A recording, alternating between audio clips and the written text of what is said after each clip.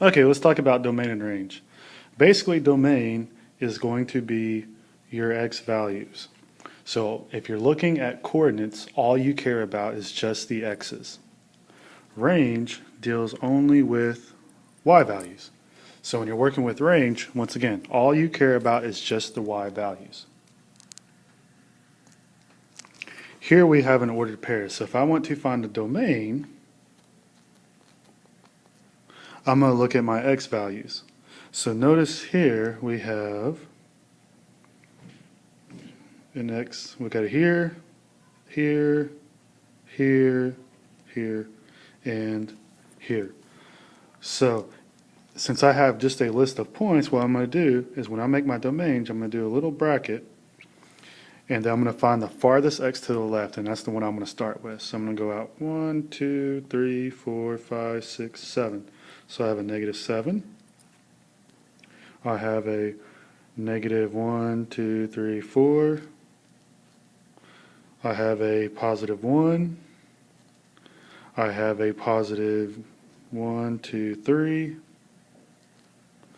And I have a positive down here. I have a 1, 2, 3, 4, 5. And since that is the farthest x to the right, I'm going to go ahead and close my bracket, and there's my domain. Now, to find range, we're going to be looking for the smallest y value up to the tallest, or the biggest y value. So what I'm going to do is I'm going to find my lowest one first, which is right here. And notice this right here has a y value of -1, -2, -3.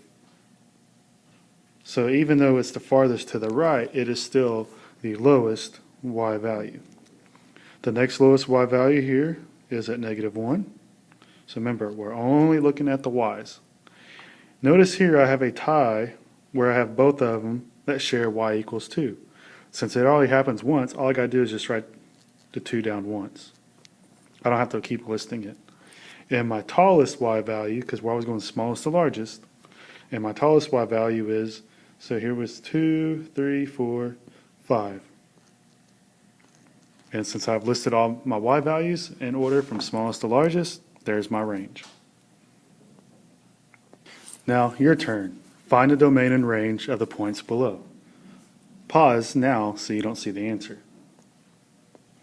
And here's the answer to the domain and the range. Now sometimes you're going to have a continuous graph, and those from left to right, it's one continuous line. So when I'm going to find the domain, what I want to be looking for is I still want to find the smallest x value. So really we're going to be looking from left all the way to the right. And since everything in between those 2 points is included, that's what I want to use. So what I'm end up doing is, since it's continuous, I'm going to put an x in the middle. And what I want to do is I want to surround it with inequalities. Now, when I start with the left side, the farthest to the left was at -1, 2, 3, 4. Put a -4.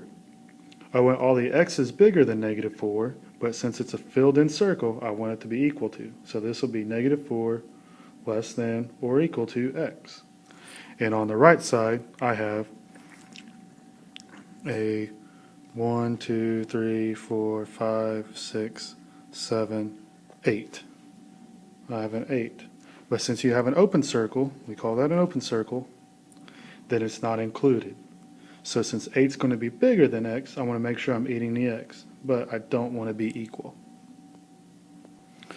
Now to find the range, I'm going to start from the lowest to the highest. So notice down here is my lowest point, and up here is my highest point. So I want everything in between because it's one continuous line.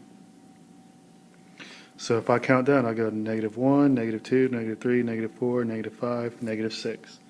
So I'm going to have a -6. Since we're talking about range, this is the y's. I'm going to put the y in the middle. Now -6 is the smallest, so I want it to be smaller than y, but it's not equal to, because once again it's an open circle. So anything hollow doesn't get an equal. The tallest point is at 1, 2, 3. So I'm going to have a 3 but 3 is included because it's a filled-in circle. This is your closed circle. So that's equal to. So it'll be less than or equal to 3. And there's your range.